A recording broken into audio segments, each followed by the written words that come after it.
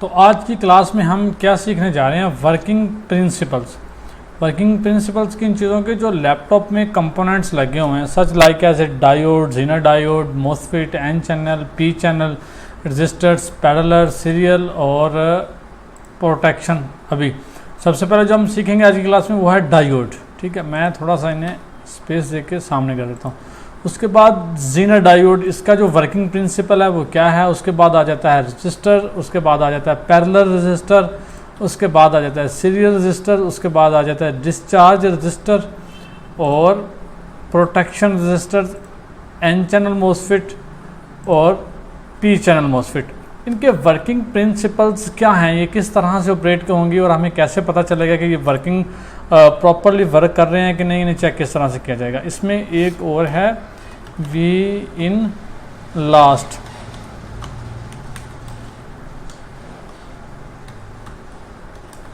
Class, तो we इन की जो लास्ट क्लास है आज वो भी हम डिस्कस करेंगे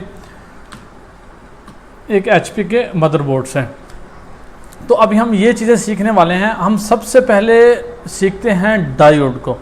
डायोड का मैंने आपको लास्ट क्लास में सिंबल और दिखाया था, इसका थोड़ा सा वर्किंग ये कैसा, मैं अभी आपको दोबारा से इसे दिखा देता हूँ। और सॉरी, डायोड जो है वो मुझे नहीं देखने को मिला, अभी मैं यहाँ पे दिख देता हूँ डायोड, सिंपल डायोड। यहाँ पे जाते हैं इमेजेस में,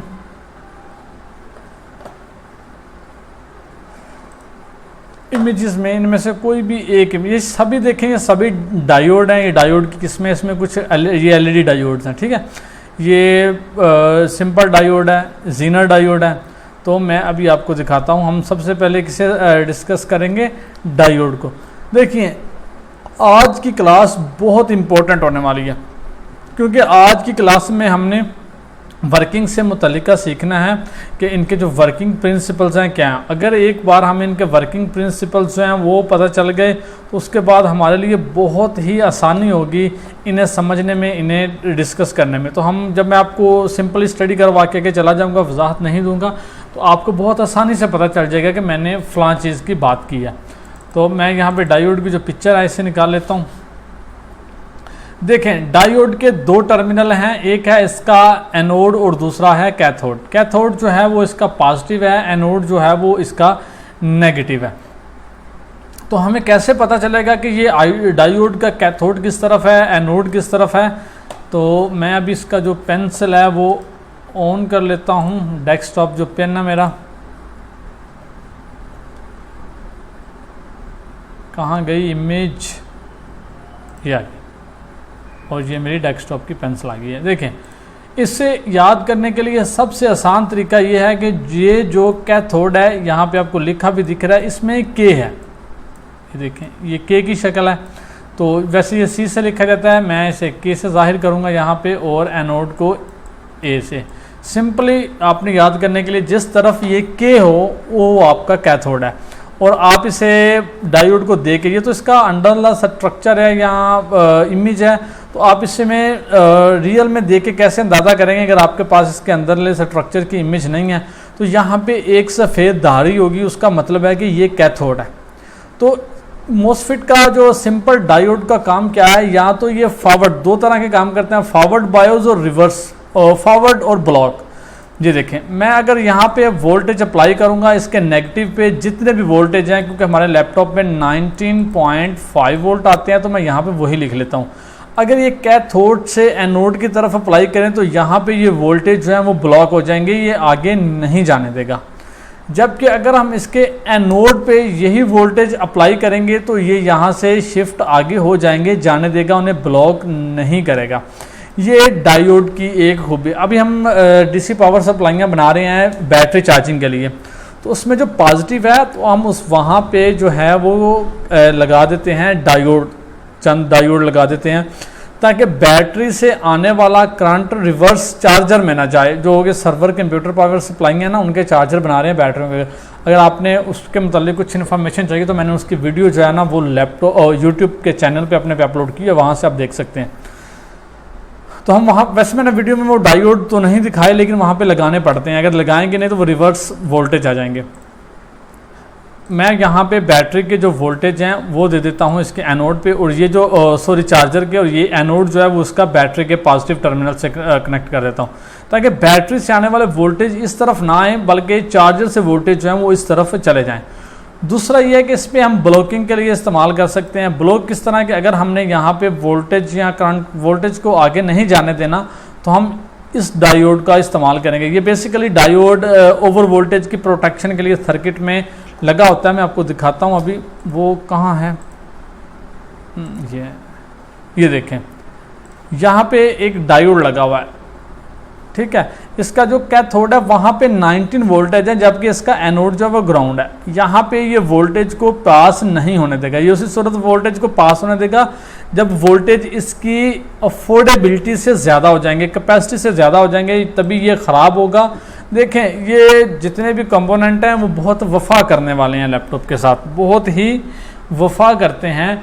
ये वोल्टेज को उसी सूरत ग्राउंड से कनेक्ट होने देगा जब ये खुद बर्न हो जाएगा, खुद शॉर्ट हो जाएगा, खुद मर जाएगा। मतलब वोल्टेज को ये बोलेगा कि भाई अगर आपको यहाँ पे नीचे की तरफ जाना है तो आपको मेरी लाश के ऊपर से गुजरना पड़ेगा, तो उससे पहले ये बिल्कुल भी नीचे नहीं जाने देगा। तो ये एक खूबी है डायोड की। तो यहाँ पे मैं नीचे नेक्स्ट देखता हूँ, यहाँ पे पिक्चर, मतलब ये ब्लॉक के लिए और फॉरवर्ड के लिए दोनों के लिए इस्तेमाल होता है। असल में जो इसका हमें अंदाज़ा है या इसके वर्किंग प्रिंसिपल है ना, वो मोसफिट का जब मैं नीचे आपको समझाऊंगा तब आपको पता चलेगा। तो अजान हो रही है तो मुझे वीडियो थोड़ी स्टॉप कर लेनी चाहिए और अजान सुननी चाहिए।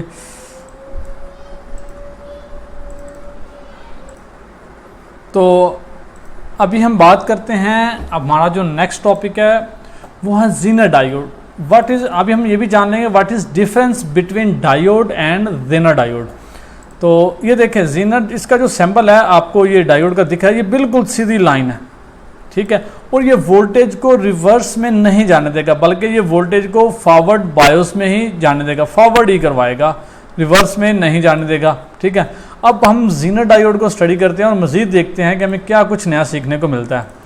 तो यहाँ पे ये ज़ीनर डायोड, ये देखें ज़ीनर डायोड आपको फॉरवर्ड में भी रिवर्स और फॉरवर्ड दोनों में वोल्टेज दे देगा। यहाँ से वोल्टेज इस तरफ और यहाँ से वोल्टेज इस तरफ, अब जिस तरफ से चाहें वोल्टेज दे सकते हैं, लेकिन इसमें भी एक रूल है, एक कानून है, एक प्रिंसिपल है, उसके तहत ही ये काम करेगा। फॉर एग्जांपल ये जो डायोड है ये 11 वोल्टेज का है, 11 वोल्टेज जो है इसके ऑपरेटिंग वोल्टेज है। यहाँ पे हमें जो 19 वोल्टेज मिलते हैं 19.5 वोल्ट, अगर हम कैथोड पे 19.5 वोल्ट देंगे तो ये वोल्टेज को आगे नहीं जाने देगा। ये क्या बोलेगा कि आपको यहाँ से वोल्टेज यहाँ तक ले जाने के लिए मुझे कुछ देना पड़ेगा। अगर आप कहीं पे जाते हैं, ट्रैवल करते हैं, तो आप ट्रेन में सफ़र कर रहे हैं, तो आपको एक जगह से दूसरी जगह जाने के लिए कुछ ना कुछ देना पड़ेगा। तो यहाँ पे ये बोलेगा जी मेरे पास तो सिर्फ वोल्टेज हैं, जी लाओ जी वोल्टेज दे दो। कितने वोल्टेज चाहिए? कहेगा जी मुझे 11 वोल्टेज चाहिए, ठीक है जी। अब 11 वोल्टेज जो हैं ये डायोड के ऑपरेटिंग है, 11 वोल्टेज यहाँ से माइनस हो जाएंगे और आउटपुट में हमें जो वोल्टेज मिलेंगे वो तकरीबन 8.5 वोल्टेज हमें यहाँ पे मिलेंगे। अब आप देखेंगे कि ज़ीनर डायोड जो है वो आपने कहाँ देखा है। अब नॉर्मल डायोड तो बहुत आपने देखे हैं, मैंने आपको, हाँ इस तस्वीर में भी आपको शायद नज़र आ गया है डायोड ज़ीनर, और दूसरा स्कीमेटिक था, ये था, यहाँ पे आ गया आपको ज़ीनर। लेकिन आप जितने भी एस्टीमेटिक देखेंगे उनमें बहुत ज़्यादा तादाद में नॉर्मल डायोड ही होंगे। लेकिन जो HP के चंद एक मॉडल है जिसमें 6550, इस सीरीज में जितने भी मॉडल्स हैं उनमें ज़ीनर डायोड का बहुत ज़्यादा इस्तेमाल किया गया है और इनमें अक्सर डायोड में प्रॉब्लम निकलती है। मैंने मुझे ठीक से याद तो नहीं है, जब मैंने इनकी प्रॉब्लम डिटेक्ट की थी तो ज़ीनर डायोड जो थे ये बर्न थे या बहुत ज़्यादा हीट कर रहे थे। तो इस तरह ये वहाँ पे इस्तेमाल होते हैं। मैं आपको इस बिला वजह पे बर्डन नहीं बना रहा कि आपने ये सीखना है, इंशाल्लाह मैं आपके लिए आसानियाँ पैदा करूँगा। अल्लाह की ज़ात आसानियाँ पैदा करने वाली मेरी कोशिश है। तो ये ज़ीनर डायोड की खूबी है कि ये हमें फॉरवर्ड में और रिवर्स में वोल्टेज दे देगा। फॉरवर्ड में तो एज इट इज वोल्टेज देगा जो हमें इसे इनपुट में देंगे, लेकिन रिवर्स में हमें वोल्टेज देगा उतने कम करके। अगर इसके ऑपरेटिंग वोल्टेज 3 वोल्टेज हैं तो ये बोलेगा जी 3 वोल्टेज मुझे चाहिए और बाकी क्या आप वोल्टेज ले जाओ। तो वहाँ पे हमें 16.5 5 वोल्टेज जो है हमें मिल जाएंगे। ये जीनर डायोड की खूबी है। और जीनर डायोड अगर आप गौर से देखेंगे तो ये इसमें 3-4 कलर होते हैं। जिस तरह रजिस्टर में रेजिस्टेंस देखें ना, क्वार्टर की रेजिस्टेंस दे लें जो कि आम डीसी पावर सप्लाइयों में या एलसीडी के सर्किट में इस्तेमाल होती है, तो उसमें 3-4 कलर होते हैं। हम उन्हें कलर को कैलकुलेट करना पड़ता है। कुछ इस तरह से है, कोई नीला है, कोई पीला है, कोई ब्लैक है। तो इससे हमें उसकी वैल्यू का अंदाज़ा होता है कि इतनी वैल्यू है, रेजिस्टेंस इतने किलो की है या वट जो भी है। तो जीनर डायोड में भी 2-3-4 कलर्स आपको देखने के मिलेंगे। उसका जो फर्स्ट साइड पे कैथोड के साथ इस तरह थोड़ा सा गैप होगा एनोड में, लेकिन कैथोड के साथ ही ये कलर स्टार्ट होगा, जिससे हमें अंदाज़ा हो जाएगा कि ये इसका कैथोड है। तो ये देखने में भी थोड़ी सी डिफरेंस होगी और इसका सिंबल भी कुछ इस तरह से नज़र आएगा। जबकि जो सिंपल डायोड है उसका सिंबल बिल्कुल इस तरह स्टेट में आपको मिलेगा। तो आप सिंबल से देख के और इस डायोड को फिजिकली देख के दोनों से अंदाज़ा कर लेंगे कि ये जीनर डायोड है या नॉर्मल डायोड है। इससे नेक्स्ट हम क्या स्टडी करते हैं,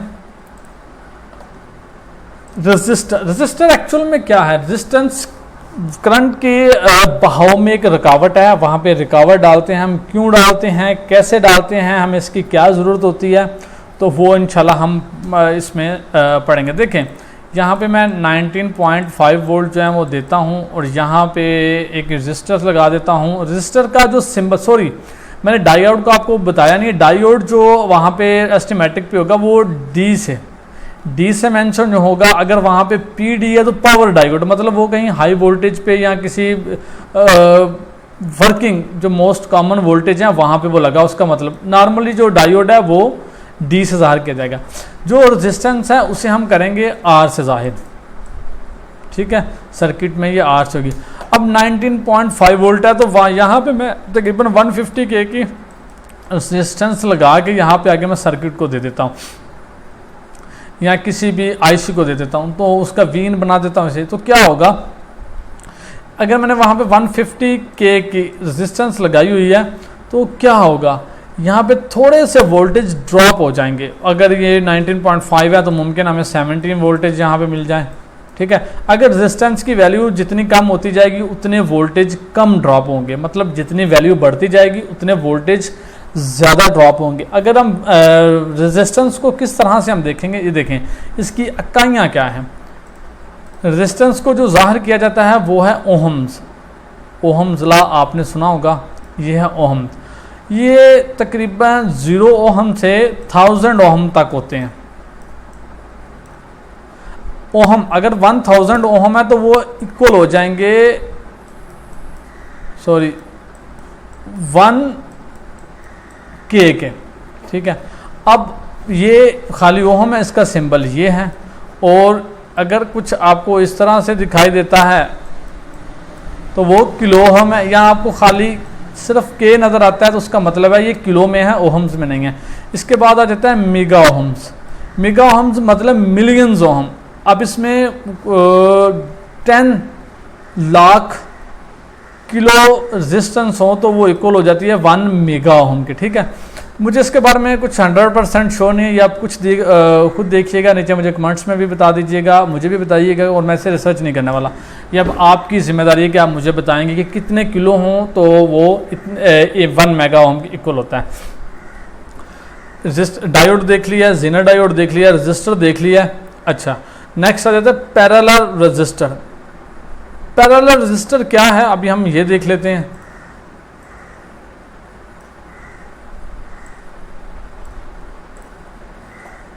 देखिए रेजिस्टेंस जो सर्किट में हमें दिखाई देती है वो कुछ बाज़ रेजिस्टेंस इस तरह से भी दिखाई देती हैं। ये सॉरी ये ठीक रहेगा, ये, और नीचे एक ये सर्किट है। ये हमारी मेन सप्लाई है जिसे हम 15 वोल्टेज कह लेते हैं, यहाँ से 15 वोल्टेज दे दिए गए हैं। और यहाँ पे एक रेजिस्टेंस का हमने इस्तेमाल किया है नीचे जो कि है 200 के। अब हमें यहाँ पे रेजिस्टेंस को मज़ीद लो करना है, इसकी वैल्यू को लो करना है। तो अब हम क्या करेंगे, इसे उठा के सर्किट में नहीं लगाते, वहाँ पे सर्किट में एक और रेजिस्टेंस को ऐड किया कर दिया जाता है हमारे वर्किंग के मुताबिक कि हमें नीचे वोल्टेज कितने चाहिए, हमें कितनी रेजिस्टेंस कम करेंगे तो हमें हमारे मतलूबा वोल्टेज जो मिल जाएंगे। यहाँ पे हम लगा लेते हैं 150 के की मज़ीद रेजिस्टेंस। तो इसमें हमें किस तरह से कैलकुलेट करेंगे कि अब इन दोनों को कैसे कैलकुलेट करेंगे कि टोटल यहाँ पे रेजिस्टेंस की वैल्यू कितनी हो गई है। तो इसके लिए फार्मूला है, सॉरी मुझे पता नहीं चला, हम दोबारा इसकी ड्राइंग बना लेते हैं। ये आ गई सेकंड, ये आ गई, ये थी 200 के की और ये थी 150, सॉरी माउस को क्या प्रॉब्लम हो गई, 150 किलो की। तो इसके लिए एक इलेक्ट्रॉनिक्स का फार्मूला है, मैं आपको उन झंझट में नहीं डालता कि आपने रेजिस्टेंस की वैल्यू कैलकुलेट करनी है तो आप मोबाइल से कैलकुलेटर कर लें, R1 plus R minus plus is equal to ये वो, तो वो इस झंझट में नहीं डालते। आपने सिंपली, यार ये क्या मसला है, आपने सिंपली एक वेबसाइट है जो आप अपने मेरे वो रिसर्च बार में देख लें। मैं यहाँ पे 200 के दोबारा से ड्राइंग करता हूँ, 150 के पता नहीं क्या मसला हो जाता है के। तो यहाँ पे 15 वोल्टेज थे और यहाँ पे नीचे। अब हमने देखना है कि इसकी जो वैल्यू है वो टोटल कितनी हो गई यहाँ से। अगर तो यहाँ पे एक ही रेजिस्टेंस, समझ लीजिए ये रेजिस्टेंस यहाँ पे मौजूद नहीं है, तो यहाँ पे अगर एक ही रेजिस्टेंस थी तो यहाँ से लेके यहाँ तक की जो वैल्यू थी वो 200 के थी। लेकिन अब हमने वहाँ पे यहाँ पे 150 के एक और रेजिस्टेंस ऐड कर दिया है, तो अब यहाँ से यहाँ तक की वैल्यू कितनी होगी? आप में से कोई मुझे बता सकता है? अगर नहीं पता तो मैं आपको अभी बता देता हूँ कि यहाँ से यहाँ तक की वैल्यू कितनी होगी। हमने यहाँ पे एक और रेजिस्टेंस लगा के इनकी वैल्यू को कम किया है। कम कितना किया है, अब टोटल कितनी वैल्यू रह गई है? तो अभी हम जाते हैं, यहाँ पे मेरे पास एक वेबसाइट है जो है यहाँ, जिसका नाम है digkey.com के नाम से, आप देख लें। तो मैं इसे रेज कर देता हूँ, ये ले देखिए यहाँ पे दो सर्किट्स दिए गए हैं, पैरेलल और सीरियल। यहाँ पे आपने पैरेलल सर्किट को सिलेक्ट करना है और यहाँ पे आके पहली हमारी जो रेजिस्टेंस थी वो 200 के की है और सेकंड वाली 150 के की है। देखिए ये बाय डिफ़ॉल्ट में ओहम्स में सिलेक्ट होगा, तो यहाँ पे आपने किलो ओहम्स कर लेना है और इसका रिजल्ट भी आपने किलो ओहम्स में कर लेना है। अब देखिए यहाँ पे जो टोटल वैल्यू रह गई है वो है, हमें यहाँ दिख, ये टोटल वैल्यू आ गई है 85.7 समथिंग किलो ओहम्स, ठीक है। अब मैं ये चाह रहा हूँ कि मुझे अभी मेरी जो ज़रूरत थी वो पूरी नहीं हुई है, तो मैं यहाँ पे एक और रेजिस्टेंस ऐड कर लेता हूँ, जिसे मैं कह देता हूँ जी ये मेरे पास आ गई है 100 के की, ठीक है। तो अभी हम यहाँ पे क्या करेंगे, एक और रजिस्टर को ऐड कर लेंगे। कितनी है जी? 100 के की। यहाँ पे मैं किलो ओम सेलेक्ट कर लेता हूँ, तो यहाँ पे टोटल आ गई है 46 के, ठीक है। यहाँ पे कितनी आ गई है? 46 के, जबकि मुझे यहाँ पे चाहिए थी 50 के रेंज में, यहाँ से यहाँ तक की वैल्यू 50 के की। तो मैं यहाँ पे इस रेजिस्टेंस को मज़ीद देख लेता हूँ। देखें ये कैलकुलेटर आपको दिया गया है, आप इनकी मदद से बहुत सी आसानियाँ पैदा कर सकते हैं। सर्किट पे रेजिस्टेंस या कंपोनेंट को अप्लाई करने से पहले उनकी वैल्यू जो है वो यहाँ पे देख सकते हैं, कैलकुलेट करके देख सकते हैं कि हमारा जो आउटपुट में रिजल्ट आने वाला है वो कैसा होगा।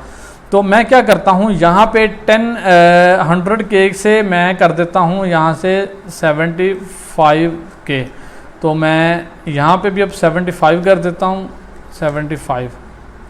तो ये मज़ीद अच्छा, मुझे रेजिस्टेंस को थोड़ा सा बढ़ाना था, मैंने कम कर दिया। यहाँ पे मैं दोबारा कर देता हूँ, समझ लें कि यहाँ पे मैंने किया है 150 नहीं 150 नहीं 130 के, तो यहाँ पे कर देते हैं 130 के। तो आप यहाँ पे रिज़ल्ट में देख सकते हैं कि ये मेरे पास जो रिज़ल्ट आया है 51 पॉइंट समथिंग किलो ओम्स आ गया। अगर मुझे अभी यहाँ पे भी सेटिस्फाई नहीं हूँ तो यहाँ पे मैं 130 की बजाय यहाँ पे कर देता हूँ, थोड़ी सी इसे कम कर देते हैं, 28 कर लेते हैं, 28 से काम नहीं बना, मैं 25 कर लेता हूँ। तो आप ये रिज़ल्ट में देख सकते हैं, जो हमें मतलूबा रिज़ल्ट चाहिए था वो हमें यहाँ पे मिल गया। तो इस तरह से जो पैरेलल में काम है रेजिस्टेंस का वो करते हैं यहाँ पे वैल्यू कम करने के लिए। अब आप ये देखें कि यहाँ पे वैल्यू इनकी जितनी कम होगी, यहाँ पे वोल्टेज उतने कम ड्रॉप होके नीचे आ जाएंगे। नीचे हम जिस सर्किट को जितने वोल्टेज देना चाहें हम वहाँ से ये वोल्टेज लेके उस सर्किट को दे देंगे। तो ये थी पैरेलल में, और इनका ये फार्मूला था, इसका ये पर्पस था। हम यहाँ पे पैरेलल में क्या चीज़ें सीखी हैं? नंबर 1 कि पैरेलल में रेजिस्टेंस कैसे लगे होते हैं। पैरेलल में रेजिस्टेंस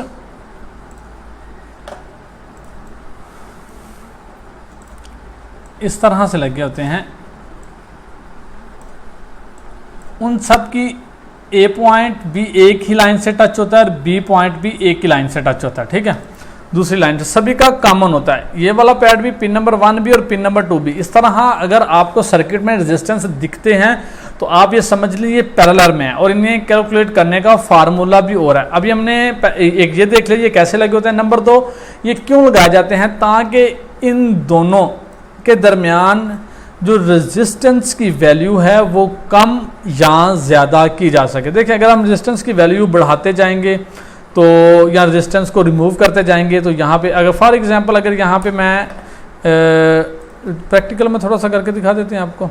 यहाँ पे मैं इस रेजिस्टेंस को रिमूव कर लेता हूँ, ठीक है। मैं ये एक रेजिस्टेंस जो तीसरी थी मेरे पास, ये वाली मैं इसे रिमूव कर रहा हूँ यहाँ से। तो मैं अभी देखता हूँ तो मेरे पास कितनी वैल्यू बचती है। अब ये नीचे वैल्यू है 50 के, रिमूव की है तो यहाँ पे कितनी आ गई है 85 की है। तो यहाँ पे मैं रेजिस्टेंस को रिमूव नहीं कर सकता एक और को। क्यों नहीं कर सकता? क्योंकि पैरेलल में कम से कम 2 रेजिस्टेंस होती हैं।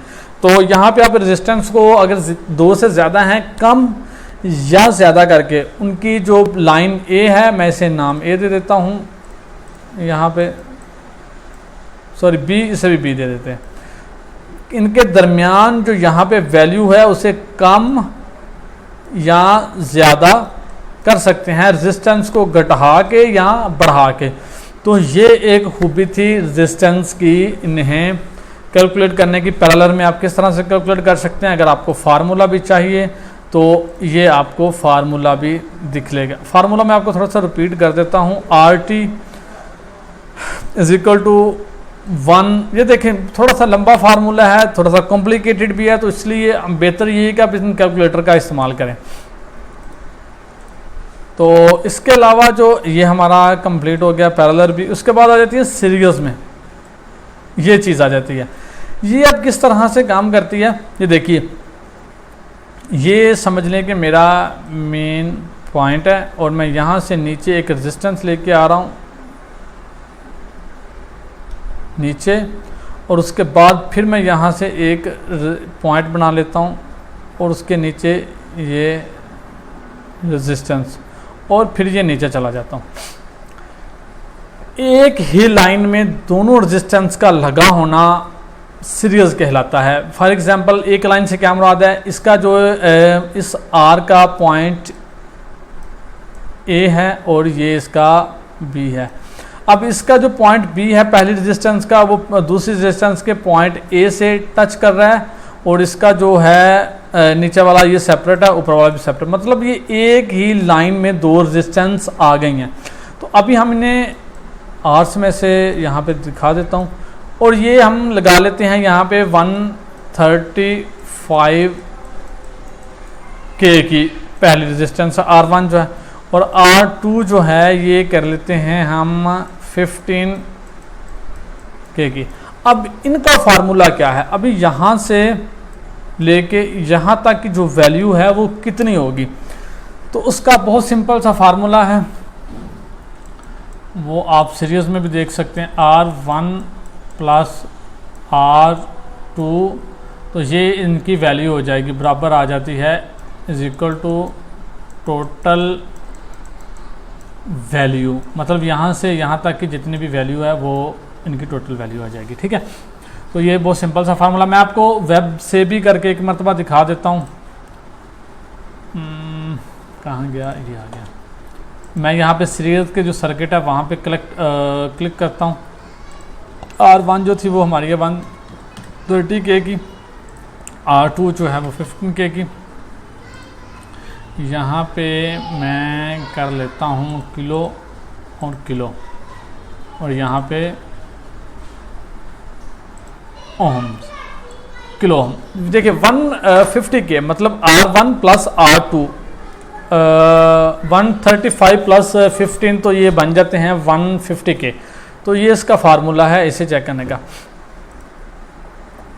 इसमें मैं अभी एक चीज़ मिस कर रहा हूँ, मैंने आपको डायोड का चेक करने का तरीका नहीं बताया, तो मैं अभी आपको बताता हूँ। वो रेजिस्टेंस से मुझे अभी याद आया। तो इसे रेजिस्टेंस को हम यहाँ पे क्यों लगाते हैं, देखिए अगर हमने यहाँ पे किसी चीज़ की जो रेजिस्टेंस है वो वोल्टेज को कम ड्रॉप कर रही है, तो हमें उसमें जो वोल्टेज को प्रॉपर या मतलूबा वोल्टेज लेने के लिए हमें रेजिस्टेंस की वैल्यू हाई करनी पड़ेगी। तो हम रेजिस्टेंस को चेंज भी कर सकते हैं और पैरेलल में एक और रेजिस्टेंस का भी इस्तेमाल कर सकते हैं। अब जो नॉर्मली इनका इस्तेमाल किया जाता है ना, इस तरह के सर्किट का जो आप ये देख रहे हैं, इसका किया जाता है वोल्टेज डिवाइडर सर्किट में। मैं आपको वोल्टेज डिवाइडर सर्किट अभी पढ़ाता हूँ। देखिए ये पॉइंट आ गया, ये रेजिस्टेंस आ गई, फिर ये पॉइंट आ गया, फिर नीचे रेजिस्टेंस आ गई, और इसे हमने कनेक्ट कर दिया GND से, ठीक है। अब यहाँ पे जो पॉइंट है ना, ये देखें वो सीरीज वाला सर्किट बन गया। यहाँ पे जो पॉइंट है ना, वहाँ से हम आउटपुट में वोल्टेज लेके कुछ भी कर सकते हैं। ये हमारी आ गई है R1, ये R2, हम कह देते हैं जी ये 100 के की है, और यहाँ पे ये 150 के की है। देखिए मैं आपको वोल्टेज डिवाइडर के मतलब पहले समझा चुका हूँ, लेकिन मैं इस बात का जो मैंने आपको पैरेलल और सीरीज़ में समझाया आप अंदाज़ा करें कि इसका सर्किट में इस्तेमाल है तो उनका भी है।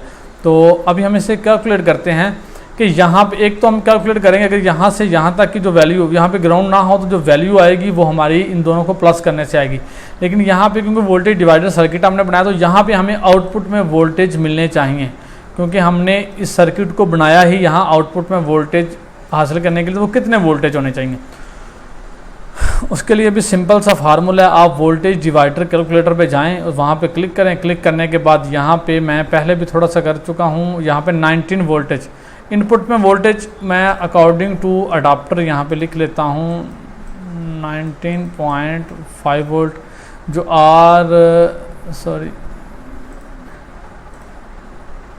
यहाँ पे जो पहली रेजिस्टेंस थी वो कितने के की है, 150 के। देखिए पहली रेजिस्टेंस को हमेशा ये काउंट कीजिएगा, जो पहली रेजिस्टेंस है ना उसका जो पॉइंट ए है वो मेन वोल्टेज से अटैच होगा। वोल्टेज वट एवर जितने भी हों आपके, 19 वोल्टेज हैं, 3 हैं, 5 हैं, 15 है, 17 है, 28 है, जितने भी हैं।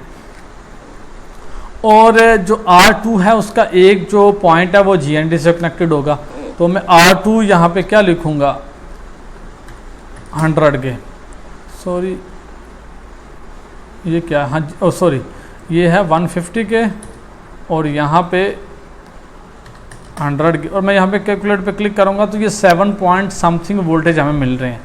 अब हम थोड़ा सा रिवर्स में जाते हैं। हम जो R1 है वहाँ पे R2 की वैल्यू लिख देते हैं, जो R2 है वहाँ पे R1 की वैल्यू, यहाँ पे हम कर देते हैं 100 और यहाँ पे कर देते हैं 150। देखते हैं कोई डिफरेंस हमें देखने को मिलता है या नहीं। आप देखें ये तकरीबन 3 वोल्टेज का डिफरेंस हमें इसी सर्किट में देखने को मिल गया। तो इसलिए आपने थोड़ी सी केयर करनी है। R1 की मैंने आपको आइडेंटिफिकेशन बता दी है, R2 की भी बता दी है। अब वोल्टेज डिवाइडर का जो इस्तेमाल है वो कहाँ पे होता है, अभी हमने ये देखना है। तो यहाँ पे देखते हैं। देखें यहाँ पे इस मोसफेट को ऑपरेट करवाने के लिए किया गया है वोल्टेज डिवाइडर कैलकुलेटर का इस्तेमाल। अब वहाँ पे हमने क्या देखा है, यहाँ पे R1 जो है वो 240 के है, और R1 240 के है, और R2 कितनी है 47 के है। तो मैं यहाँ पे इसे कैलकुलेट करता हूँ। R1 जो है वो 240 के और यहाँ पे 47 के, तो ये 3.193 वोल्टेज जो हमें जनरेट होकर मिल रहे हैं। यहाँ पे जो गेट के जो वोल्टेज हैं वो हमें कितने आएंगे, सॉरी मैं फिर भूल गया हूँ,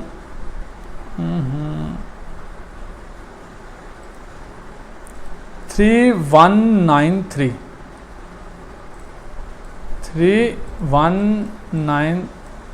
अप्रोक्स 3 वोल्टेज, ठीक है। तो अब हमें कैसे पता चला ये गेट के कितने वोल्ट है, क्योंकि यहाँ पे DC इन है 19.5 वोल्ट आ रहे हैं। ये फर्स्ट रेजिस्टेंस, जैसा कि मैंने आपको बताया था, इसके B पॉइंट से A टच है दूसरी रेजिस्टेंस का, और दूसरी रेजिस्टेंस का B पॉइंट जो है वो GND है, और यहाँ से हमें कुछ सप्लाइयाँ, कुछ मार्ग है कि यहाँ पे कुछ सप्लाई मिलेगी, तो इसी को देख के हम अंदाज़ा करेंगे। तो इस तरह से हमें ये पता चल जाता है कि इस MOSFET को ऑपरेट होने के लिए कितने वोल्टेज चाहिए। ये थे रजिस्टर्स। अभी हम रेजिस्टेंस में अभी आपको चेक करने का थोड़ा सा मेथड बता देता हूँ। देखिए, सर्किट में जब भी आपने रेजिस्टेंस को चेक करना है, उसमें ऐसा हरगिज़ नहीं होगा कि आप मल्टीमीटर का रेजिस्टेंस की रेंज में सेट करें और यहाँ पे एक प्रोब रखें और यहाँ पे दूसरा प्रोब रखें, जो वैल्यू मिलेगी वो आपको रेजिस्टेंस की। ऐसा नहीं होगा, आपको ऐसा बिल्कुल भी नहीं करना, आपको ऐसा पता भी नहीं चलेगा। आपने क्या करना है, फॉर एग्जांपल ये मैं सर्किट पे लगा देता हूँ रेजिस्टेंस नीचे। आपने इनमें से कोई भी एक पैड को उतार लेना है। उतारने के बाद रेजिस्टेंस अगर हम, क्योंकि बहुत छोटी होती है, मदरबोर्ड से रिमूव करें तो वो गुम होने का खदशा होता है। तो एक पैड को रिमूव कर लेना रेजिस्टेंस को, फिर इनकी वैल्यू देखेंगे तो फिर आपको एक्चुअल में वैल्यू देखने को मिलेगी और वही करेक्ट वैल्यू होगी। अगर आप इसे वैसे करेंगे तो जो वैसे वैल्यू है वो डाउटेड होगी, उसमें कुछ भी हो सकता है, आपको वैल्यू कम भी देखने को मिल सकती है, क्योंकि हो सकता है उसी सर्किट में एक और रेजिस्टेंस लगी हो जिसकी वैल्यू कम हो, तो मल्टीमीटर आपको इसकी नहीं उस रेजिस्टेंस की वैल्यू जो है ना वो दिखा देगा। तो डायोड को किस तरह से चेक करते हैं, डायोड को बहुत सिंपल सा फार्मूला है। आपने कंटिन्यूटी की रेंज में या डायोड की रेंज में सेलेक्ट कर लेना। इनमें से यहाँ पे आप पॉजिटिव लगाएंगे, नेगेटिव लगाएंगे तो आपको कुछ रीडिंग देखने को मिल जाएगी। अगर आप रिवर्स में करेंगे तो आपको रीडिंग नहीं देखने को मिलेगी। सिंपल सा फार्मूला, अगर इस पॉइंट के और इस पॉइंट के दरमियान आपको वैल्यू 0 मिल जाए या बिल्कुल 0 के करीब मिले या इसमें बीप साउंड आ जाए तो ये जो है डायोड आपका ख़राब है, आपको इसे चेंज करना पड़ेगा। ये बेसिकली सर्किट प्रोटेक्शन में जो है वो डायोड है वो अमूमन ज़्यादा चलते हैं। और जो रेजिस्टेंस है, रेजिस्टेंस की वैल्यू आपको कैसे पता चलेगी, फॉर एग्जांपल ये 100 के की है तो आपको कैसे पता चलेगा कि ये 100 के, जबकि मल्टीमीटर पे दिखा भी रहा। ये आपको एस्टिमेटिक बताएगा कि ये जो रेजिस्टेंस है इसकी वैल्यू कितनी है, ओहम से में है, रजिस्टर किलो ओहम से में है, वो कितनी वैल्यू है। ये देखें यहाँ पे मेरा ख्याल 100 ओहम है और यहाँ पे 1 के है, तो ये आपका एस्टिमेटिक बताएगा। आपने अकॉर्डिंग टू एस्टिमेटिक ही उसे चेक करना है कि इसकी वैल्यू एक्चुअल में कितनी है। तो अभी हम नेक्स्ट देखते हैं कि नेक्स्ट स्टडी करने को क्या है। हो गया है डिस्चार्ज रजिस्टर। डिस्चार्ज रजिस्टर से क्या होता है, देखिए मैं यहाँ पे आपको समझा देता हूँ, ये ठीक रहेगा। देखिए ये जो MOSFET है ये है N चैनल। यहाँ पे इसे वोल्टेज कितने चाहिए ऑपरेट होने के लिए, वो हमें यहाँ से पता चलेगा 28 वोल्टेज। याद रखिएगा जो लैपटॉप में सबसे हाई वोल्टेज हैं वो 28 वोल्टेज हैं। अगर आपसे कोई पूछता है कि लैपटॉप में कितने वोल्टेज हैं सबसे हाई वोल्टेज, तो वो आप बिला झिझक कहिए कि लैपटॉप में जो सबसे हाई वोल्टेज इस्तेमाल होते हैं वो 28 वोल्टेज होते हैं और वो चार्जिंग IC जनरेट करवाता है। अच्छा, इसमें आपको देखें तो इसमें इसे 28 वोल्टेज चाहिए ऑपरेट होने को, जो कि चार्जिंग IC से आ रहे हैं। और अगर आप इसमें नीचे देखेंगे तो यहाँ पे एक N चैनल MOSFET लगा हुआ है, जो कि जिसका सोर्स जो है वो ग्राउंड से है और वो जो ड्रेन है वो इससे कनेक्टेड है गेट से। उसमें एक 100 ओहम की रेजिस्टेंस लगी हुई है। इन केस के चार्जिंग IC यहाँ पे जो सिग्नल जनरेट करवाएगा ना वो ACO के हैश, मतलब वो लो वोल्टेज, मतलब वो 0 वोल्टेज में जनरेट करवाएगा। अगर 0 वोल्टेज में जनरेट करवाएगा तो N चैनल ऐसे पॉजिटिव सप्लाई चाहिए होती है, तो ये MOSFET वर्किंग ऑफ कर देगा और यहाँ पे जो 28 वोल्टेज हैं ये गेट को आएंगे और यहाँ पे वोल्टेज क्रॉस होके यहाँ पे चले जाएंगे। इन केस के चार्जिंग IC में कोई प्रॉब्लम आ जाती है और यहाँ पे ACO के जो कि तकरीबन 3.33 वोल्टेज होते हैं वो यहाँ पे हमें मिल जाते हैं। तो ये जो सर्किट है, मैं दोबारा से ड्राइंग बना लेता हूँ। इसी वोल्टेज 3.3 वोल्टेज हमें मिल जाते हैं। तो ये अगर MOSFET ऑपरेट करेगा तो क्या होगा, यहाँ पे जो वोल्टेज हैं वो ड्रॉप होंगे, ये रेजिस्टेंस लगी हुई है ये ड्रॉप होकर नीचे चले जाएंगे। यहाँ पे ये सर्किट, ये इन केस के अगर चार्जिंग ऐसी ख़राब हो जाता है तो यहाँ पे जो वोल्टेज हैं वो नीचे आ जाएंगे या GND ऊपर चली जाएगी, तो ये जो हाई वोल्टेज हैं ये शॉर्ट हो जाएंगे। शॉर्ट एक्चुअल में नहीं होंगे, क्यों नहीं होंगे, इनके दरमियान एक रेजिस्टेंस आ गई है। अब हम यहाँ पे जो हाई वोल्टेज है वो डिस्चार्ज हो जाएंगे, यहाँ पे सर्किट शॉर्ट नहीं होगा। यहाँ पे जो वोल्टेज हैं, हाई वोल्टेज हैं, वो नीचे ग्राउंड की तरफ डिस्चार्ज हो जाएंगे। क्यों हो जाएंगे, और डिस्चार्ज होंगे और ये मॉसफेट जो है वो वर्किंग स्टॉप कर देगा। यहाँ पे जो वोल्टेज क्रॉस कर रहे थे वो बिल्कुल भी नहीं होंगे। यहाँ पे 3 वोल्टेज आने का इंडिकेट है कि चार्जिंग आईसी में यहाँ कहीं भी सर्किट में कुछ ना कुछ प्रॉब्लम है। अगर कुछ प्रॉब्लम आती है तो यहाँ पे AC होकर पॉजिटिव सिग्नल आ जाएंगे और यहाँ पे जितने भी वोल्टेज हैं वो डिस्चार्ज हो जाएंगे, जो कि 28 वोल्टेज हैं, और ये मॉसफेट वर्किंग ऑफ कर देगा और यहाँ पे वोल्टेज क्रॉस नहीं करेंगे। ये था डिस्चार्जिंग सर्किट लैपटॉप के मदरबोर्ड में। मैं आपको कुछ भी फजूल नहीं इंशाल्लाह पढ़ाऊँगा, आपका सारा ही काम का होगा, और आपको बिला वजह की थ्योरी भी नहीं दूंगा ताकि आपका टाइम वेस्ट ना हो। नेक्स्ट हम क्या पढ़ते हैं यहाँ पे,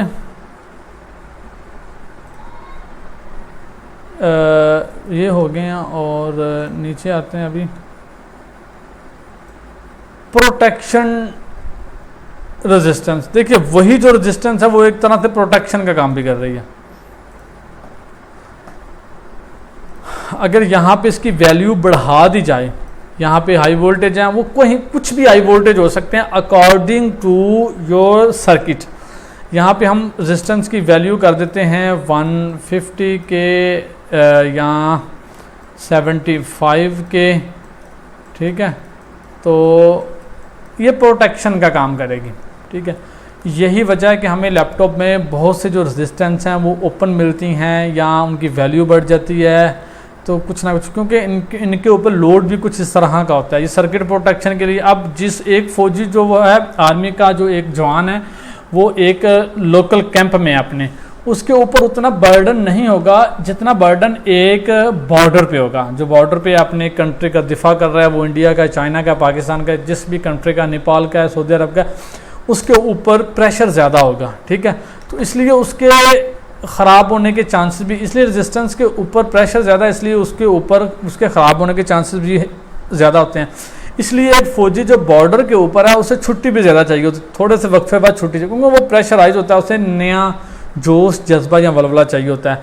तो उसके लिए जो है वो ज़्यादा प्रोटेक्शन, ज़्यादा सेफ्टी या ज़्यादा कुछ चाहिए होता है उसको प्रोटेक्ट करने के लिए। तो यही रेजिस्टेंस जो है, जो प्रोटेक्शन में लगी हुई है, उसका भी वही काम है। इसलिए उसके बर्न होने के, जिस तरह बॉर्डर पे आर्मी का जवान है उसके शहीद होने के ज़्यादा चांसेस हैं, क्योंकि वो लड़ रहा है दुश्मनों से, अपने वतन की हिफाजत कर रहा है। तो इसी तरह रेजिस्टेंस भी कुछ इस तरह से काम करती है। इसलिए जो हाई वोल्टेज पे या प्रोटेक्शन पे रेजिस्टेंस लगी होती है उनके बर्न होने के चांसेस भी ज़्यादा होते हैं। नेक्स्ट अब हम देख लेते हैं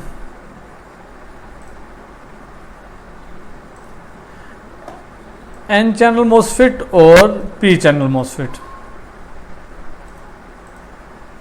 और इसके बाद वीन की बारी आ जाएगी, जो कि मैं लास्ट क्लास आपको डिस्कस करवाऊंगा। एक क्लास छोटी सी है, वो 10 से 15 मिनट होगी, इसलिए इस क्लास को मिस मत कीजिएगा।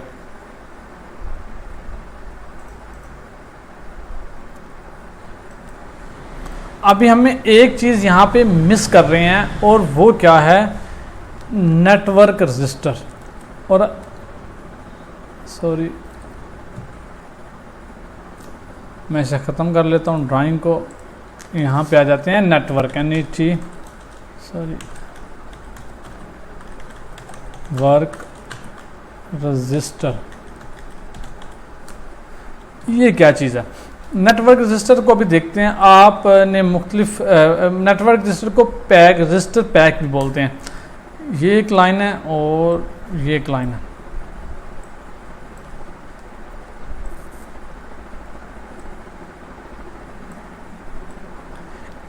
इस डिब्बे के अंदर चंद रेजिस्टेंस लगी होती हैं, अमूमन नॉर्मली दो का पैकेज, 3 का पैकेज, 4, 5, 6 कुछ भी हो सकती है। मैं यहाँ पे 4 का पैकेज बनाऊंगा। ये आप रेजिस्टेंस इमेजिन करें। इसे ड्राइंग थोड़ी सी ठीक से बन नहीं रही, शायद माउस में कोई प्रॉब्लम है, वो तो वैसे भी नहीं बनती।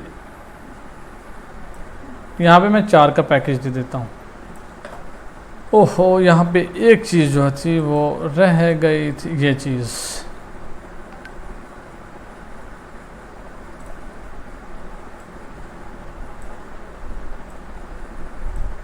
समझने के 4 रेजिस्टेंस हैं 1 2 3 एंड 4।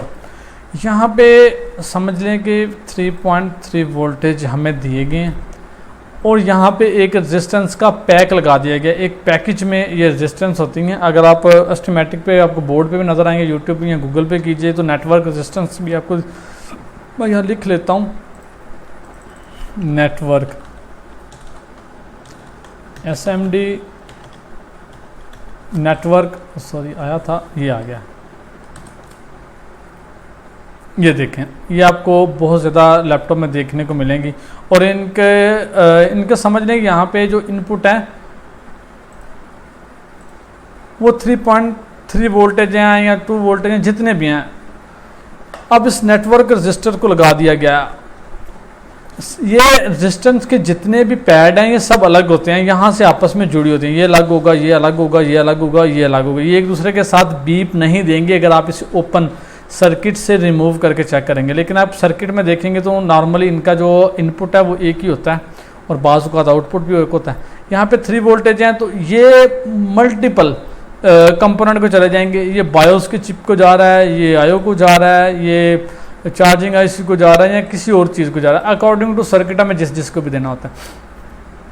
तो उसके लिए नेटवर्क रजिस्टर का इस्तेमाल किया जाता है। अब नेटवर्क रजिस्टर एक तो वहाँ पे स्पेस बचाने के लिए किया जाता है। वहाँ पे एक ही वोल्टेज आ रहे हैं, हमने मल्टीपल यूज़ करना है तो वहाँ पे नेटवर्क रजिस्टर जो है वो लगा लिया जाता है। अब नेटवर्क रजिस्टर की वैल्यू हम कैसे मालूम करेंगे? एक तो एस्टिमेटिक पे आपको इसकी नेटवर्क की वैल्यू दर्ज होगी और दूसरा अगर आप गूगल पे देखें तो इनके अंदर ये एक है रजिस्टर। आप ऐसा करें, अपने प्ले स्टोर से मोबाइल के एंड्रॉयड के वहाँ पे डाउनलोड करें रजिस्टर कैलकुलेटर। तो वहाँ पे आप इसको 1001 लिखेंगे तो वहाँ पे आ जाएगा रजिस्टर कैलकुलेटर। तो मैं अभी यहाँ पे ट्राई करता हूँ एक मरतबा, अगर मुझे मिल जाता है तो।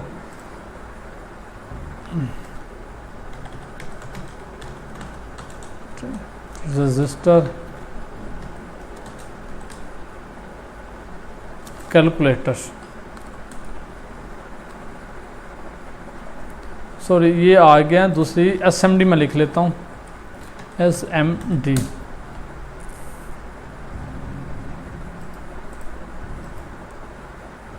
अब ये लिख सकते हैं SMD रजिस्टर कोड कैलकुलेटर।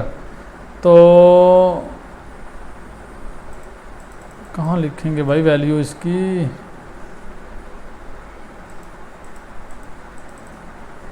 बिल्कुल नहीं पता चल रहा कहाँ लिख। नेक्स्ट देख लेते हैं। खैर, आप एंड्रॉयड के मोबाइल पे इसका ऐप डाउनलोड कीजिए, वहाँ पे आप इसका जो कोड है वो दर्ज करेंगे। 10002 है या 103 है, कुछ भी है, 102 है, तो वो आपको इसका जो एक्चुअल वैल्यू है वो आपको बता देगा। यहाँ पे 10K लिखा हुआ है, मैं 10K की वैल्यू देख लेते हैं इसमें कितनी आती है। ये शायद 10K है, बहरहाल आप वहाँ देख लीजिएगा। तो इस तरह से आप इनकी वैल्यू जो है मालूम कर सकते हैं। और ये नेटवर्क, आई होप के रेजिस्टेंस के मुतल्लिका जितना कुछ भी था वो हमारा क्लियर हो चुका है। अगर आपको फिर भी डाउट है आप ग्रुप में डिस्कशन करें, आप मुझसे पूछें। तो अभी हम नेक्स्ट चलते हैं चैनल P चैनल और वोल्टेज इनकी लास्ट क्लास में।